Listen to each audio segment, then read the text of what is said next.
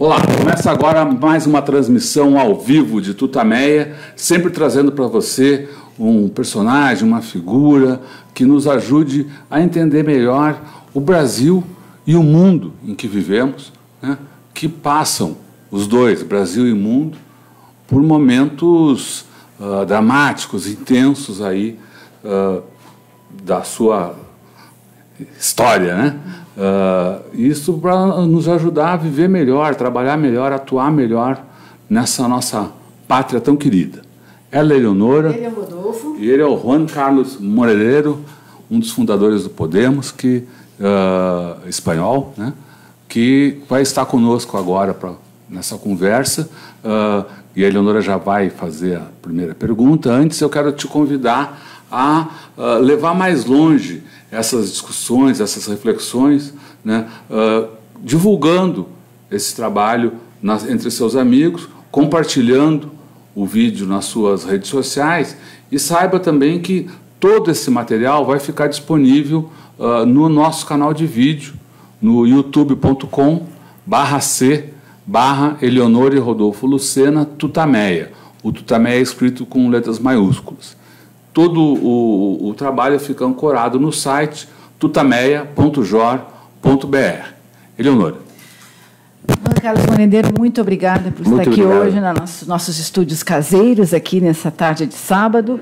Juan Carlos Monedero estudou economia, cientista político, sociólogo, professor da Universidade Complutense de Madrid. E um dos criadores, um dos fundadores do partido Podemos, que mudou a política da história recente da Espanha, e um analista especial sobre os eventos da América Latina. Juan Carlos, eu queria que você começasse nos falando do como é que você está vendo a situação aqui no continente, no Brasil. Você chegou há pouco, visitou o presidente Lula. Eu queria que você fizesse uma avaliação da situação. A gente acaba de ter uma eleição que colocou a extrema-direita no poder, há muita apreensão entre os brasileiros. Como é que você está vendo a situação? A situação não é amable. Creo que hay un momento de retroceso muy evidente y basta que mire 10 años atrás donde los BRICS estaban presentes, ¿no?, como una fuerza emergente y hoy han desaparecido de la agenda política. Siempre hemos dicho que el capitalismo en crisis tiene como un plan B o plan C alguna forma de autoritarismo, que en los años 30 tomó la forma de fascismo y toma otras formas que tendremos que llamarlas de alguna manera, pero que no tienen la dureza que tuvo el fascismo de los años 30, pero también generan muchísima exclusión, dolor, violencia. Hemos visto que prácticamente en todo el mundo la crisis del neoliberalismo en 2007 ha tenido como resultado un incremento de las expresiones más autoritarias. El auge de la extrema derecha en Europa o la victoria de Bolsonaro. Y por señalar algunos elementos, creo que el problema es regional y tiene que ver con una frase que dijo Walter Benjamin en los años 30, cuando afirmó que detrás del auge del fascismo siempre hay un fracaso de una revolución de izquierdas. La caravana de centroamericanos que va hacia Estados Unidos, bueno, pues no es sino expresión del fracaso de la revolución, y la revolución no debemos pensarla en términos violentos, en términos del buque Aurora disparando sobre el Palacio de Invierno, no. La revolución en América Latina, como decía el presidente Lula, es comer 3 veces al día. La revolución que intentó Mel Zelaya en Honduras y que fue frenada por los Estados Unidos a través de un golpe de Estado, bueno, pues tiene como salida este éxodo terrible de la caravana. De la misma manera, las dificultades que atraviesa ahora mismo Venezuela, que son evidentes, pues tienen también mucho que ver con la incapacidad de hacer de la OPEP, de la Organización de Países Productores de Petróleo, un espacio al margen del control de Arabia Saudí, ¿no? Esa dictadura terrible, ¿no?, que igual que asesina periodistas, hunde los precios del petróleo para hacer la guerra contra Rusia y contra Venezuela por órdenes de los Estados Unidos. La conclusión es que hay una voluntad por parte de los Estados Unidos de regresar al continente latinoamericano después del fracaso de Oriente Medio. Hay una crisis del modelo neoliberal que se pretende resolver con más ahondamiento en las mismas recetas neoliberales, y por tanto hay una voluntad del sistema de desplegar el autoritarismo para hacer valer ese modelo neoliberal que genera tanto dolor social. Y en tercer lugar también están los errores propios que han cometido las fuerzas políticas de la izquierda en América Latina, principalmente la incapacidad para hacer valer los valores propios de la izquierda, que nunca son los valores neoliberales, y creo que también el gran error de haber fracasado en construir partidos movimiento que hubieran servido como alertas tempranas a los problemas existentes.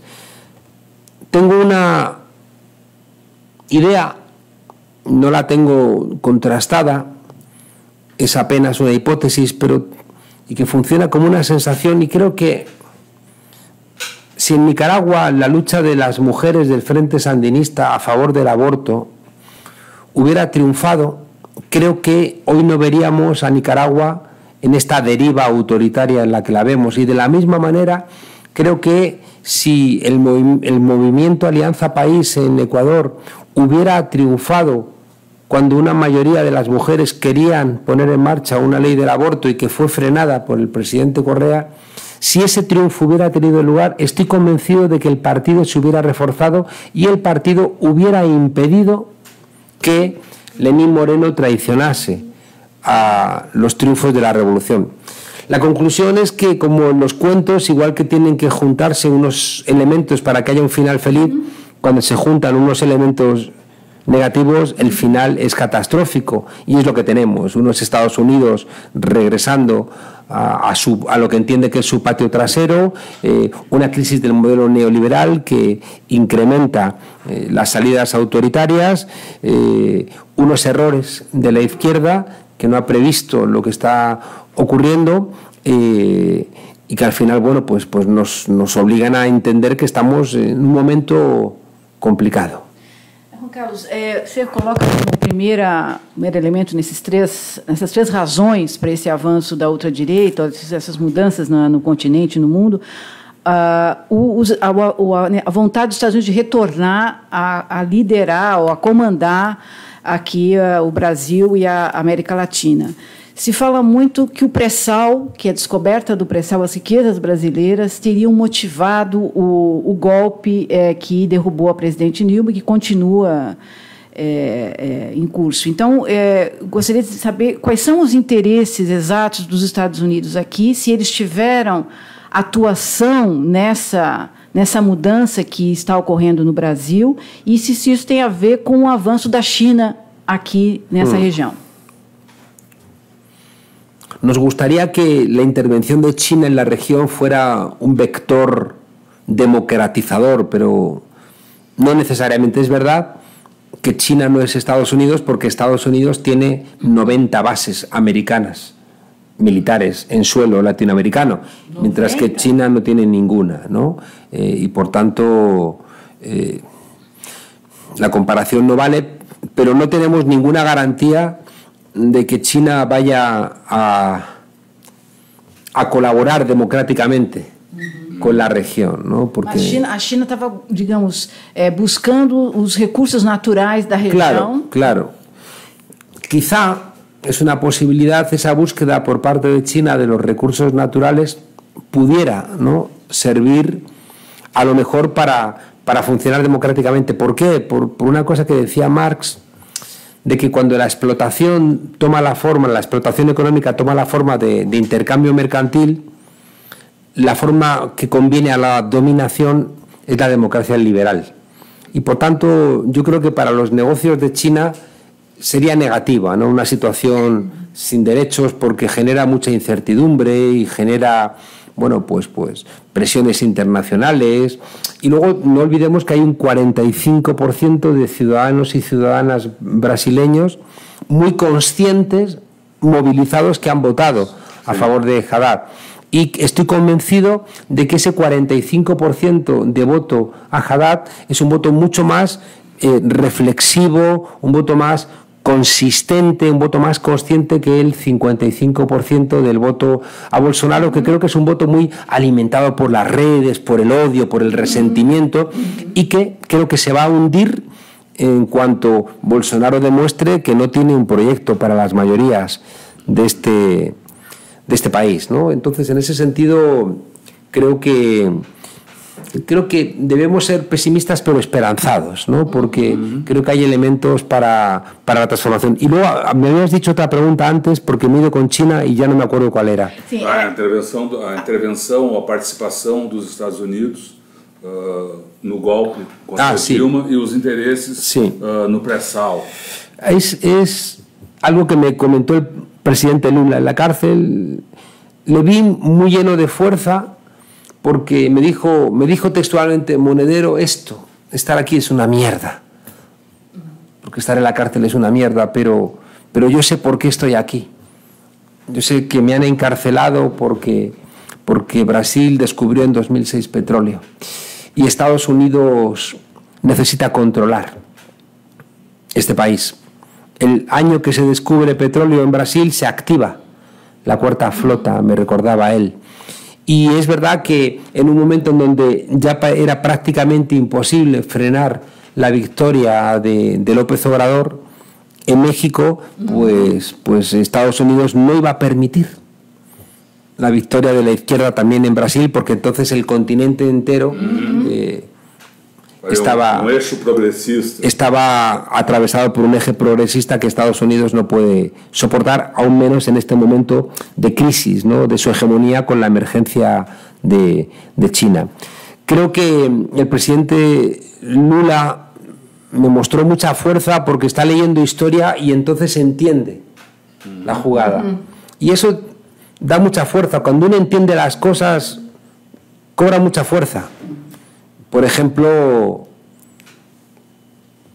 el presidente Lula está encarcelado como encarcelaron a Mandela, igual que Mariel fue asesinada como asesinaron a Biko en Sudáfrica, ¿no? Son procesos muy dolorosos, pero que cuando los entiendes te explica, ¿no? Y es como cuando el mar te ahoga, ¿no? Él no sabe por qué lo hace, pero tú sí lo sabes, y de alguna manera esa conciencia es la que te hace humano. Y yo creo que es lo que le pasa al presidente Lula, que sabe que su situación es parecida a la que tuvo en su momento Gramsci, tuvo en su momento Fray Luis de León, tuvo en su momento Pepe Mujica o tuvo en su momento Mandela, ¿no? Y yo creo que estudiar, ¿no?, te ayuda a encontrar razón cuando estás entre cuatro paredes, ¿no? Y además con un régimen carcelario inhumano, sin ver a nadie, aislado, sin acceso a internet. Yo creo que la prisión del presidente Lula es contraria, ¿no?, a las reglas básicas de los derechos humanos. Estados Unidos fracasó en Oriente Medio, entró allí a robar el petróleo y ha tenido muchos problemas, ha dejado la región encendida y no ha solventado ningún tipo de problemas, sino que los ha empeorado todos. Regresa a su patio trasero, activa los diferentes ejércitos, empieza una guerra muy brutal contra Venezuela, porque Venezuela es de alguna manera donde empezó todos los gobiernos de cambio, y Venezuela hizo algo que para Estados Unidos es un pecado, es plantear que los intercambios petroleros mundiales iban a hacerse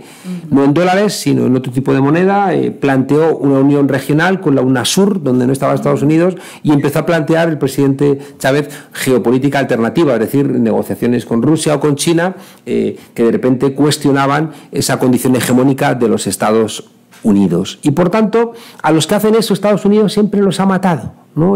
Al presidente Chávez no pudo matarlo, pero bueno, lo estuvo persiguiendo, y aprovechando su fallecimiento, bueno, pues el presidente Maduro no ha podido soportar la presión norteamericana, que es brutal, con un bloqueo, con alimentar la violencia interna de la oposición, una presión internacional enorme. Bueno, pues lo que hace Estados Unidos en su desesperación también, en su lucha contra China. Y por tanto, en esa desesperación de su lucha contra China, Estados Unidos va a traer a América Latina el escenario del conflicto. Igual que la Guerra Fría en la segunda mitad del siglo XX tuvo como escenario de tensión Europa y como escenario de guerra, ¿no? Pues Asia. La pugna, la confrontación entre Estados Unidos y China, creo que va a seguir teniendo escenarios bélicos en otros lugares, pero en América Latina va a tener una tensión muy, muy fuerte, ¿no? Vamos a vivir aquí una guerra fría, que claro que cuando hay locos, esas guerras frías pueden convertirse en guerras calientes, ¿no? Quer dizer, interessa para os Estados Unidos ter uma situação conflituosa, de caos, de disputa interna nos países e no Brasil. Interessa para os Estados Unidos gerar instabilidade na região. Estados Unidos quiere los recursos. Sobre todo ahora lo que quiere son los recursos. Y los recursos están aquí. Los recursos minerales, recursos de agua, recursos de biodiversidad. Y sobre todo, si a América Latina se le vira, a Estados Unidos, bueno, pues entra en un aislamiento, o tendría que poner en marcha un proceso de discusión diferente al de las cañoneras que ha venido aplicando en el último siglo. Y yo creo que eso genera cierta desesperación en un país que no funciona. Es decir, Estados Unidos está golpeado, hay muchos pobres en Estados Unidos, ¿no? Es la población carcelaria más poderosa, más grande del mundo. Una desigualdad social. Unas desigualdades enormes.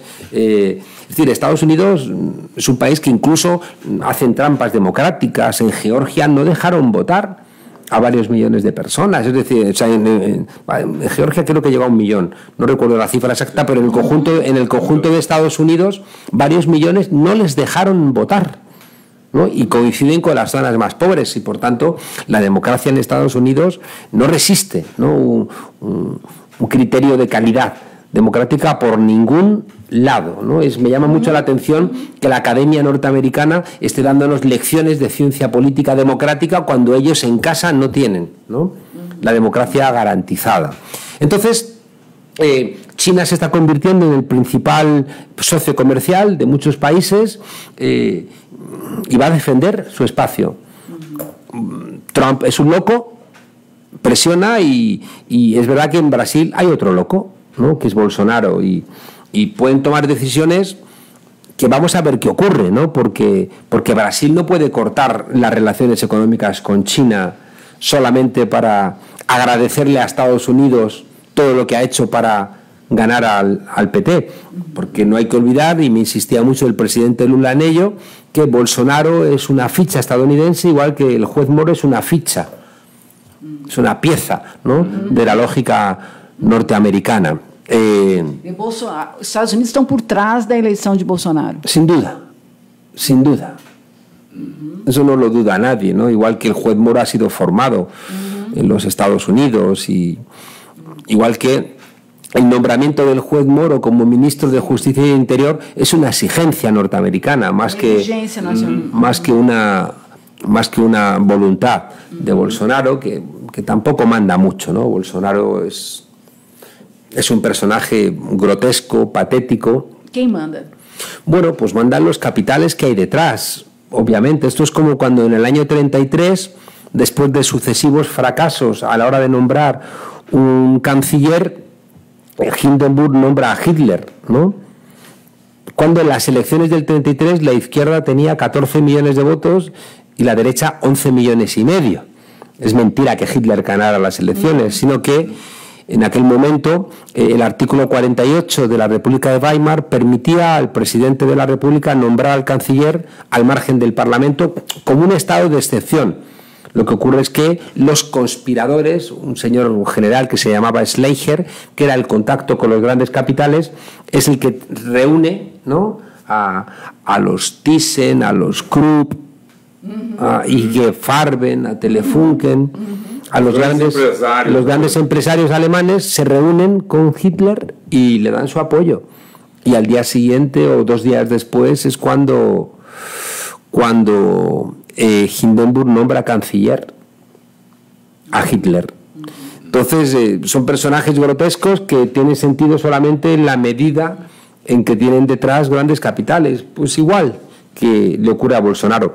¿Qué va a ocurrir? Pues que cuando Bolsonaro quiera pagar a estos grandes capitales lo que le van a exigir, eso se va a traducir en un mayor malestar de la ciudadanía brasileña y va a generar pues grandes problemas. Hay casi, os diría, como una suerte de conclusión, hablando el otro día con el vicepresidente García Linera. Él decía que la noche neoliberal, el invierno neoliberal va a ser corto, y yo añadía que sí, que es verdad que va a ser corto, pero va a ser duro, ¿no? Es bastante probable que en el corto plazo veamos dolor y veamos daño, pero creo que tenemos que tener la esperanza de que hay que protestar, hay que resistir, porque va a ser breve. O senhor falou da Guerra Fria defendida, promovida pelos Estados Unidos. O instrumento ou um dos instrumentos dessa Guerra Fria seria a ação do judiciário, como no caso aqui a condenação do presidente Lula. Sim. E agora a tentativa de criminalização até do próprio PT, o dos principais dirigentes do PT? Estados Unidos lleva 10, 15 años formando a jueces. Ya no forma en la Escuela de las Américas a militares para que torturen, porque tú puedes conquistar un país a través de otros medios. Alemania conquistó Grecia sin disparar. Un solo tiro, a través de la presión financiera. Y la otra gran herramienta es el lawfare, la guerra judicial, que te permite sacar de juego a cualquier candidato a través de acusaciones.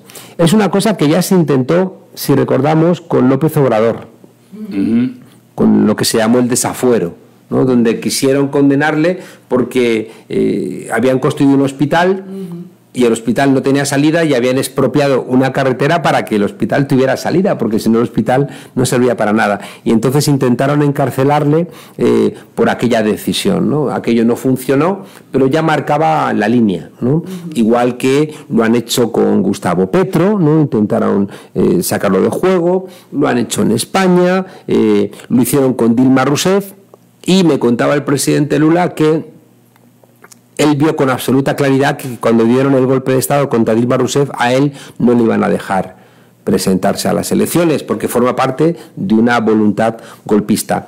Tenemos que estar muy atentos porque este comportamiento vacía el Estado de Derecho. Es decir, que son jueces corruptos, jueces venales que se venden, que después son recompensados, como el juez Moro, siendo ministros, para poder hacer lo que les dé la gana, y que quiebran el Estado de Derecho. Bueno, pues nos obliga también a nosotros a reforzar las exigencias de funcionamiento del Estado de Derecho. Es decir, no nos queda otra que contar con los jueces honestos, que los hay, con los abogados honestos, que los hay, con la comunidad internacional que existe, ¿no? para que ese Estado de Derecho no se convierta en un elemento que nació para garantizar la democracia y que hoy se está convirtiendo en uno de los principales elementos para vaciar la democracia. Un otro elemento parece ser... Una pregunta más y nos vamos al avión. Sí. Bom, um outro elemento... Bueno, una cada uno. Uma cada um, isso. Um outro elemento nisso parece ser o uso da mídia, né, para a disseminação das mídias em gerais, para a disseminação de notícias falsas ou de criar grandes preocupações na população. Como é que o senhor vê esse uso, e se esse uso especificamente aqui no Brasil e nas eleições, mas também se na Espanha e o Podemos não está hoje ameaçado por esse tipo de atuação de manobra? El poder siempre intenta tener el monopolio del conocimiento. Cuando el monopolio del conocimiento lo tenían las iglesias, si surgía otra iglesia alternativa, te condenaban como hereje. Una de las cosas que los sectores populares empezaron a desarrollar en el siglo XIX era la alfabetización, mientras que el poder no quería que el pueblo supiera leer y escribir. Cuando surgió la radio, intentaron monopolizar la radio para que no hubiera mensajes que no fueran los castos, y hasta prohibieron el rock and roll por la radio. Cuando la televisión se convierte en el espacio, bueno, pues la televisión también se convierte en un espacio de censura, y si de repente el cine se aparece como un elemento también alternativo, pues hay una caza de brujas de McCarthy para frenarlo. Y ahora, ¿no?, que se desarrolla a través de las redes sociales las posibilidades alternativas, nos encontramos con que hay toda una estrategia muy fuerte en las redes sociales para intentar garantizar una regla, y es que la derecha solo juega a la democracia con las cartas marcadas. Siempre, ¿no? Entonces siempre tiene más dinero para las campañas electorales, tiene más dinero para comprar televisiones, tiene más dinero para comprar los periódicos, tiene más dinero para comprar las radios, y ahora tiene más dinero para comprar las redes sociales. Claro, las fuerzas progresistas, las fuerzas de la izquierda, tenían controlado todo lo anterior, tenían controlada la radio, los periódicos, la televisión, pero no tenían controlado el control de WhatsApp, de Facebook, de lo que llamamos el Big Data, ¿no? Esos grandes datos que pueden ser procesados a través de algoritmos y que al final pueden mandar mensajes segmentados a tu celular, a los sectores sociales que ellos decidan, ¿no?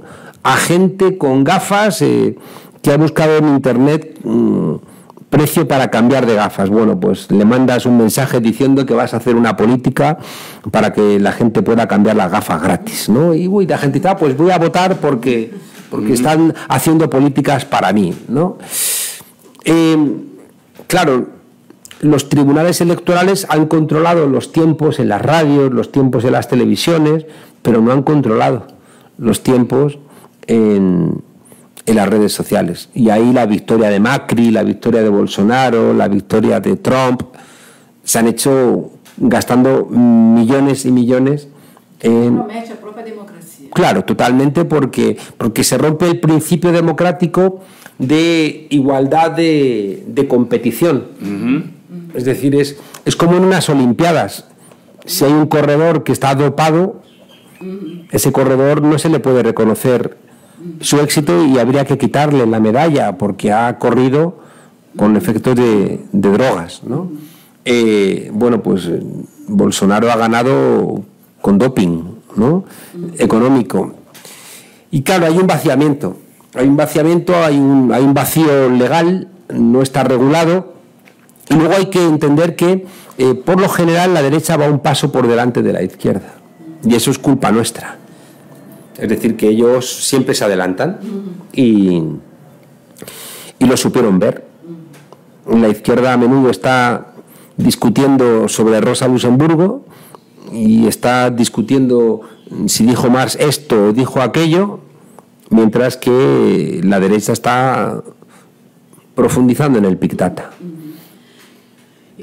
E perguntar sobre a resistência. Você falou que está otimista em relação à resistência. A resistência no Brasil deveria buscar formar uma ampla frente democrática com diversos setores, inclusive os mais à direita, e queria que você comentasse esse movimento de esquerda em âmbito mundial que reúne Varoufakis, Bernie Sanders, se isso tem futuro e como é que vocês estão vendo lá da Espanha esse movimento. Então, resistência no Brasil e no mundo. nuestra experiencia como Podemos es una suerte de frente amplio. Es decir, Podemos nace como una fuerza política que es consciente que tiene que funcionar. Yo siempre utilicé la expresión que Podemos era la nave nodriza, ¿no? Y que iba acompañada de muchas otras fuerzas políticas, porque solos no íbamos a poder, ¿no? Porque es muy difícil que en el siglo XXI una fuerza política represente a todo, ¿no? Hay sectores animalistas, hay sectores LGTBI, hay sectores nacionalistas, hay sectores de 1000 ámbitos que corremos el riesgo de que se refugien en su identidad particular y pierdan de vista los elementos colectivos. Y eso es un riesgo. Puede haber feministas neoliberales, y entonces es mentira que sean feministas. Tienen un discurso feminista, pero es mentira.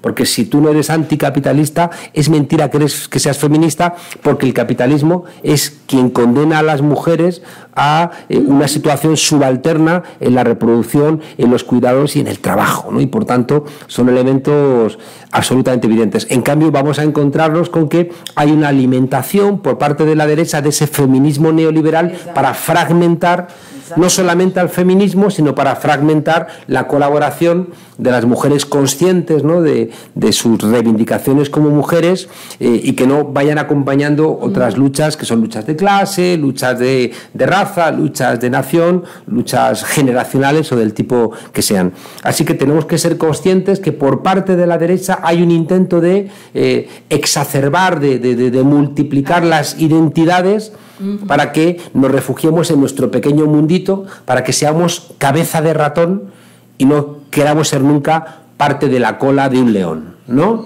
Creo que eso es un problema, ¿no? Y hay que revertirlo. Nosotros lo hemos entendido y somos conscientes de que es difícil. ¿Por qué? Porque hay que hablar mucho. Hay que hablar mucho porque a menudo en esa formación política hay intereses que son contradictorios. Por ejemplo, dentro de Podemos hay sectores que trabajan en el mundo rural, que es un mundo con muchas necesidades en España, muy despoblado, con jornadas laborales terribles, muy abandonado de las grandes capitales, cada vez más aislado. Y tenemos también nosotros que viven del campo y de la ganadería, y luego también tenemos con nosotros sectores ecologistas y animalistas. Por ejemplo, hay una discusión enorme con los lobos, porque desde el punto de vista de los ganaderos, el lobo mata a los rebaños. Desde el punto de vista de los animalistas, el lobo es una especie protegida. Bueno, pues ahí hay un debate que, si no tuvieran la misma mesa donde sentarse, estarían entre ellos atacándose y peleándose mortalmente. Y manipulados por Sí, manipulados para fragmentar. En cambio, si están sentados dentro de una misma plataforma, las posibilidades de que hablen y que lleguen a acuerdos son mucho más grandes. Yo creo que en el siglo XXI es muy difícil, con el grado de información que tenemos, que los partidos puedan representar ya a nadie. Yo he fundado un partido y mi partido no me representa en todos los ámbitos. Y es el partido que yo he fundado. Bueno, pues es que es normal. Es que si uno tiene problemas en su matrimonio, no vas a tenerlos en un partido. Entonces a veces le pedimos a los partidos cosas que no tienen nada que ver con la realidad humana.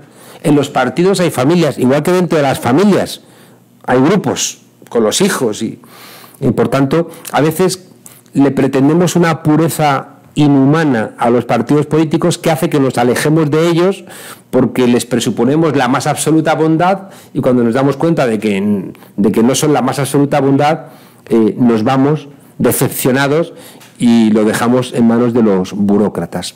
Yo creo que en el siglo XXI tenemos que pensar en términos de frente amplio, porque la derecha está unida. La derecha está unida en todos los países. Por ejemplo, Steve Bannon, que ha estado aquí apoyando a Bolsonaro, también está en España, apoyando a la extrema derecha, y está en Europa y está hablando con Salvini en Italia y estuvo colaborando en el Brexit, porque está ayudando a que se rompa la Unión Europea, porque una Unión Europea rota es favorable a esta lógica, ¿no?, estadounidense y esta lógica de extrema derecha. Se encuentran en muchos sitios porque además tienen plata, y como son pocos, ellos pueden juntarse 40 personas que son las que mandan en buena parte del mundo, y esas 40 personas se juntan. En cambio, nosotros nos tenemos que juntar. Es como cuando das una charla política y hay que invitar a todos los sectores, y hay en la mesa a veces más gente que en el público, ¿no? Porque tienes que estar tienen que estar todas las fracciones, ¿no? Y si no hay algunas, se enfadan, ¿no? Con el movimiento LGTBI está pasando, ¿no? Tienes que invitar a todo el alfabeto, ¿no? Y si falta alguien del LGTBIAMH, alguien dice, esto es intolerable, esto es un atentado a la democracia y tal. Y al final esos actos tiene más gente sentada arriba en la mesa que público escuchando, ¿no? Esto implica que o somos generosos o va a ser muy difícil que nos juntemos. Porque a la derecha le unen sus intereses. No tienen el más mínimo problema, porque parece que el gran competidor de la Coca-Cola es la Pepsi-Cola, pero es mentira. El gran competidor de la Coca-Cola y de la Pepsi-Cola son los trabajadores que los tienen con contratos basura y los pozos de agua que secan y que por tanto generan protestas populares. Esos son los enemigos de la Coca-Cola y de la Pepsi-Cola, aunque parece que no. Los enemigos de la Coca-Cola son la Pepsi-Cola y el enemigo de la Pepsi-Cola es la Coca-Cola. No, eso es mentira, ¿no? Ellos se encuentran en la trilateral, se encuentran en Davos, se encuentran en Bilderberg, se encuentran en el G20, se encuentran en todos los sectores, ¿no? En la trilateral, en todas las cumbres económicas, se encuentran constantemente, y por eso pactan precios, y por eso se ponen de acuerdo para golpearnos, ¿no? ¿Qué pasa? ¿Que la Coca-Cola y la Pepsi-Cola no se ponen de acuerdo para el precio de los refrescos? Pues claro que se ponen de acuerdo, ¿quién lo duda, ¿no? Mientras que la izquierda no se pone de acuerdo en nada. Y eso es un problema porque si estamos separados nos van a ahorcar juntos, ¿no? Y por tanto, una de las tareas es empezar todo un proceso de diálogo que nos permita encontrar lo que nos junta y no lo que nos separa, ¿no? Por ejemplo, Varoufakis es una persona que genera, bueno, pues cierto resquemor en unas partes no pequeñas de la izquierda europea. ¿Por conta de ser un marxista, eso? No, bueno, porque rompió con Tsipras, porque es una persona con una presencia personal quizá muy expansiva, ¿no? Y eso genera, bueno, pues en partidos de la izquierda. Sí, entonces al final la gente que critica a los partidos quiere crear su propio partido, ¿no? Y eso genera, ¿no?, ciertas discusiones, ciertos problemas. Sin embargo, yo creo que hay que celebrar este encuentro con Bernie Sanders y con todo lo que sumen, porque necesitamos espacios. Yo no sé si este va a funcionar. Si funciona, será este. Pero si no funciona, seguramente que el siguiente será, o el siguiente, ¿no? Y por tanto hay que celebrar siempre, cualquier cosa que nos sume, siempre, ¿no? Porque estamos en un momento histórico en donde tenemos que fijarnos en las cosas que nos unen y no en las cosas que nos separan, ¿no? Hay una reorganización de la derecha mundial. El capitalismo en crisis siempre tiene como plan B alguna respuesta autoritaria. Tienen muchas herramientas, tienen muchas armas, tienen muchos medios, tienen mucho dinero, tienen mucha capacidad de hacer daño, y la única manera de frenarlos es estando juntos. Y además, que es una cosa que nos pasa en España, cuando la gente ve que las diferentes izquierdas están peleadas entre sí, la gente vota menos a las izquierdas. Mientras que cuando hay un diálogo entre las izquierdas, se invita al voto, porque la gente dice, ahora sí pueden ganar, entonces les voto. Pero si están peleados, dicen, ¿para qué voy a votarles si no van a ganar? Porque no van a juntarse. Uno tiene el 15% o el 20%, el otro tiene el 22%, Juntos tienen el 42 o el 45, pero separado, si no se hablan, da igual votarles que no votarles. Pero si hablan entre ellos, sí, porque entonces a lo mejor sí votan. Por tanto, el propio diálogo entre las fuerzas políticas de la izquierda aumenta el voto. Es como cuando en una calle hay un bar y abre otro bar. Uno podría pensar que esa competencia va a rebajar los clientes del primer bar, pero no. Vienen más clientes a esa calle y al final brindamos. Bueno, pues yo creo que esa invitación es la que está encima de la mesa. Ser generosos, recuperar los valores de la izquierda, saber a través de buenos diagnósticos que no hay solución en la derecha, no hay solución en el capitalismo, hay mucha menos solución en el modelo neoliberal, y que la única manera de convencer a las mayorías de esto es regresando a donde vive la gente, que no es ni en los palacios de gobierno, ni en los condominios, ni en las sedes de los partidos, sino en las calles. Y esa parte es la que me hace añadir a ese pesimismo del invierno neoliberal que venimos, añadirle la condición de pesimismo, sí, pero pesimismo esperanzado. Bom, quero agradecer muito a sua participação. Está com um horário fechado aí, então mais ainda, um agradecimento mais forte ainda pela sua disposição, generosidade. Obrigado. De participação. E sabendo, então, a gente... Eu não sei se você quer fazer uma última declaração para os brasileiros que estão aflitos aí com Bolsonaro. O que eles devem fazer? Les digo lo mismo que ocurrió en 1933. Hitler gobernó porque la izquierda se fragmentó. Hitler gobernó porque en el 1 de mayo del 33 los sindicatos cometieron el error de marchar junto a los nazis en ese 1 de mayo, Día del Trabajo. Aprendamos de los errores. Seamos conscientes de que ese 55% que ha votado a Bolsonaro no hay 55 millones de nazis en Brasil. Hay nazis, pero no 55 millones. Y por tanto hay que confiar en esa gente, hay que darle argumentos, hay que entender la parte de verdad que tiene la gente que ha votado a Bolsonaro, porque tienen una parte de verdad. No han sido todos engañados. Sí. Hay gente preocupada por la violencia, había gente preocupada porque se había decepcionado de la izquierda, hay gente que vio a la izquierda fragmentada y entendió que no tenía ningún tipo de éxito, hay gente a la que se le frustró su ascenso social. Hay que entender esos argumentos, ¿no? Y hay gente que no entendió el desprecio, ¿no?, a la Iglesia evangélica, que hay una parte de la Iglesia evangélica que es fascista directamente, pero hay otra parte de la Iglesia evangélica que no es fascista. Y por tanto hay que escucharles, hay que entender a la gente que en los barrios pobres solo ha encontrado consuelo en la Iglesia porque ya no va nadie allí, ¿no? Hay que entender todos esos argumentos para recuperar a un pueblo desde una certeza. Y es que la derecha no tiene soluciones para las mayorías. Y por tanto, como la derecha nunca ha tenido soluciones para las mayorías, no hay que cometer el error de dejarles gobernar. Hay un poema de Erich Fried, un alemán,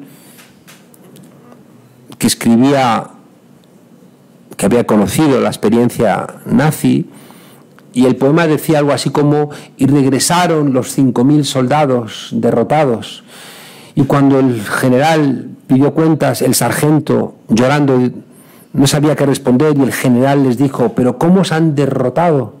Si ellos eran 10 y vosotros 5.000. Y el sargento, llorando, dijo: sí, mi general, pero es que nos rodearon, ¿no? Bueno, pues al final los que nos rodean son menos que nosotros, y si somos conscientes, creo que nos renacerá la fuerza. Muchas gracias, muito obrigado. Muito bem. Toda essa nossa conversa, as reflexões, essas informações ficam disponíveis no nosso canal de vídeo, no youtube.com/c/Eleonor e Rodolfo Lucena Tutameia, e reportagem, fotos, o texto sobre essa nossa reflexão aqui dessa entrevista, disponível no nosso site tutameia.jor.br. Muito obrigada. Muito obrigado. Tchau, pessoal. Chao, chao, chao.